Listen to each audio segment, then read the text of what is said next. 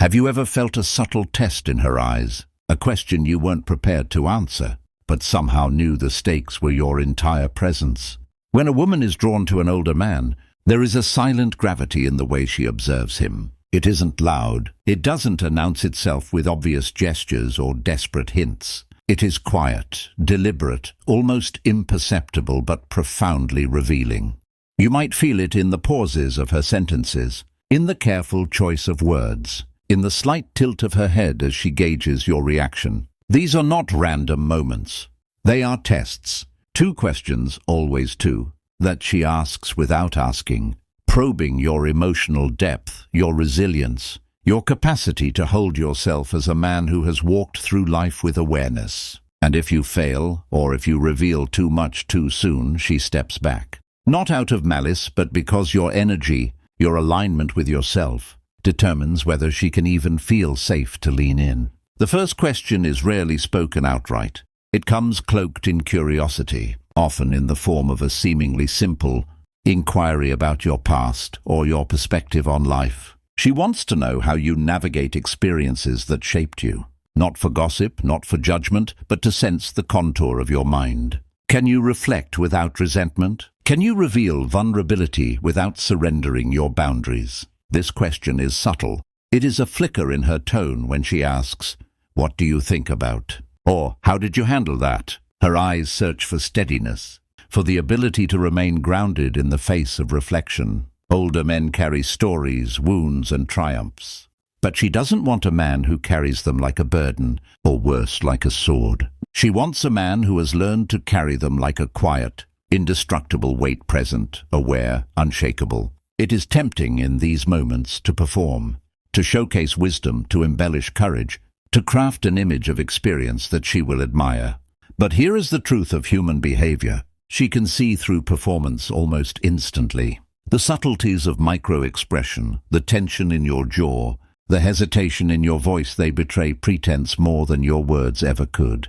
She is not testing you for vanity. She is testing you for authenticity, for emotional clarity. When she asks, consciously or unconsciously, she is sensing whether your strength is rooted in self-awareness or in the fragile constructs of ego. She wants to know if you can sit with the weight of your own history and emerge calm, not reactive. This is where most men fail. They answer her question not with the truth of themselves, but with the truth they think she wants to hear.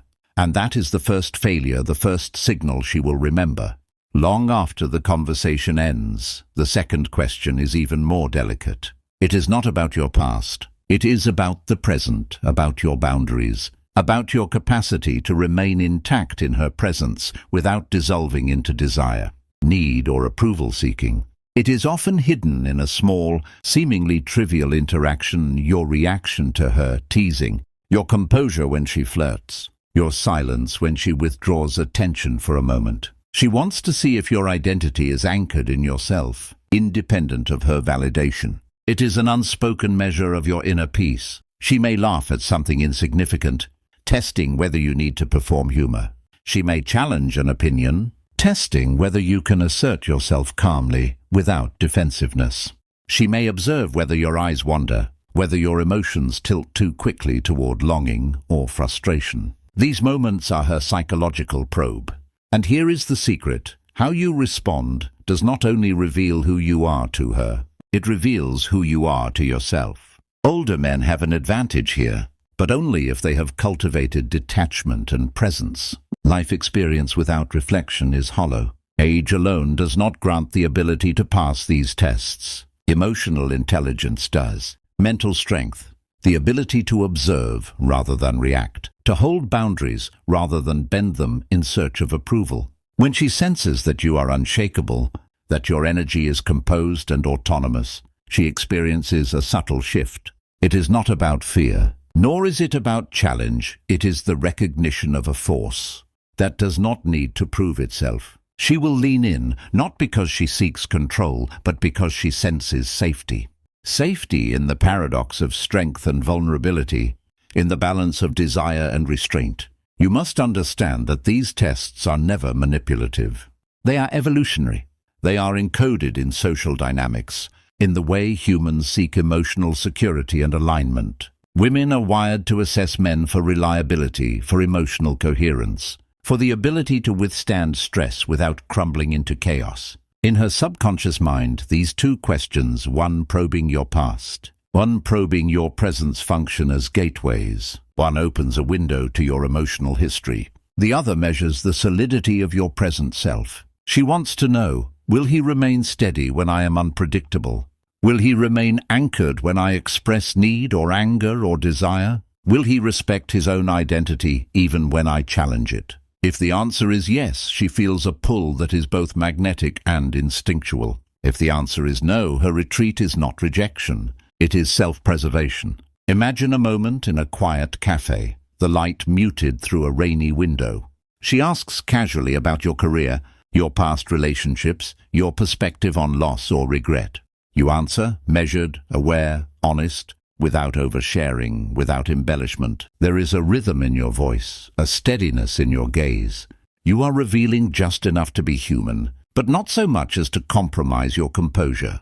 Her eyes flicker, not in judgment, but in recognition. She's reading the spaces between your words, the pauses, the silences. You are speaking volumes without speaking volumes. This is the first test passed not with cleverness, but with quiet authenticity. Later she laughs at a subtle joke, teasing you lightly.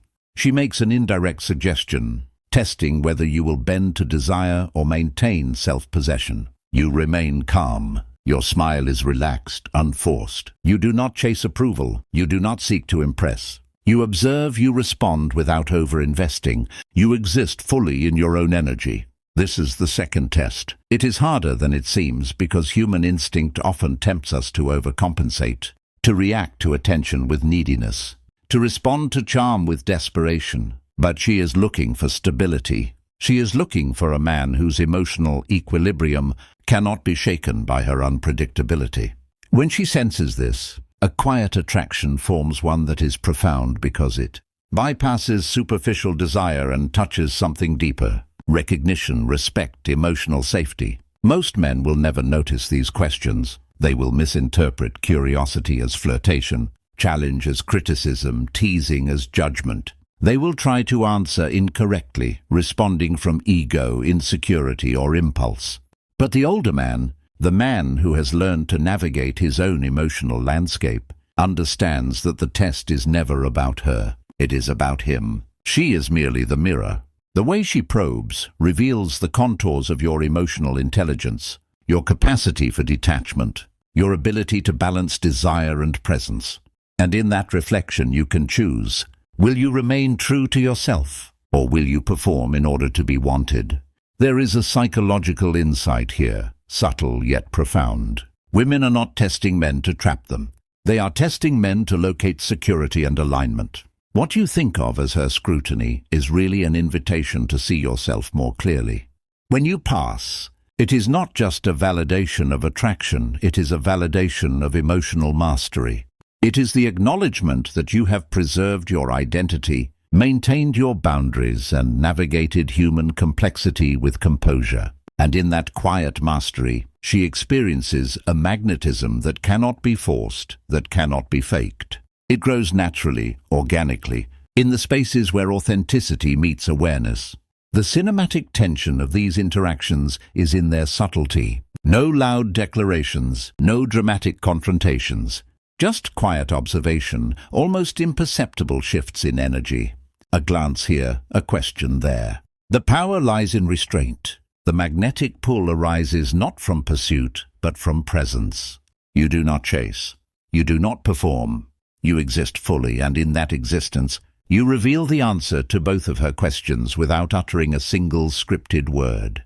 This is what she is drawn to, the emotional gravity of a man who knows himself, who respects his boundaries, and who does not require constant affirmation to feel whole. Older men often underestimate the power of silence in these moments. Words are necessary, but they are secondary. It is the emotional tone, the stability of energy, the consistency of presence that speaks louder than any narrative of experience. She will remember how you made her feel, not in words, but in the quiet assurance that you are anchored.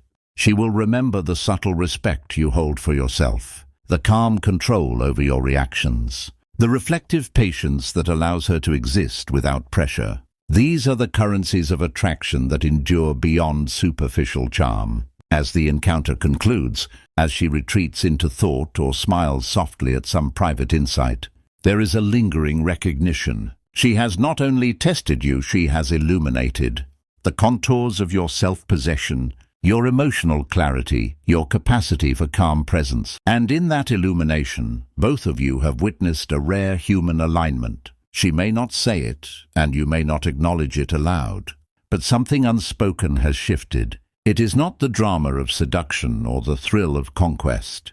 It is the quiet resonance of two energies meeting, one observing the other, each aware of the depth, the restraint, the coherence. And finally, you understand that these two questions, these subtle tests, are less about winning or losing and more about awareness. They are invitations to self-reflection, to preserve identity in the presence of desire, to maintain equilibrium in a world designed to provoke imbalance. She is drawn not to your words, not to your accomplishments, not even to your age, but to the stillness within you, the gravity that anchors you, the emotional architecture that allows her to feel curiosity, attraction and security all at once. It is a lesson in human behavior, in female psychology, in the power of mental strength and emotional intelligence. And when you leave, quietly, without fanfare, there is a lingering truth. The depth of attraction is always proportional to the depth of self-possession. It is a quiet, reflective truth, almost imperceptible yet profoundly shaping. A woman does not merely desire an older man because of experience or status. She desires him because he has mastered himself, because he can hold complexity without losing presence, because he passes her tests not by performance, but by authentic calm, by emotional integrity, by quiet control. And in this space, attraction becomes inevitable, not loud, not frantic, but deep, resonant, enduring. When you walk away from that interaction, carrying your composure and your awareness, you are changed, even if she does not speak of it. The lesson lingers like a shadow in a dimly lit room, reminding you that the truest form of connection is built not on manipulation or pursuit, but on presence, emotional clarity, and the disciplined art of passing silent tests with authenticity. You leave with a subtle knowledge that being whole, being anchored, being yourself without compromise is the most magnetic form of attraction there is. And so you walk forward, quietly aware that every glance, every question, every subtle test she presents is not a challenge to be conquered, but a reflection of the power you already hold within.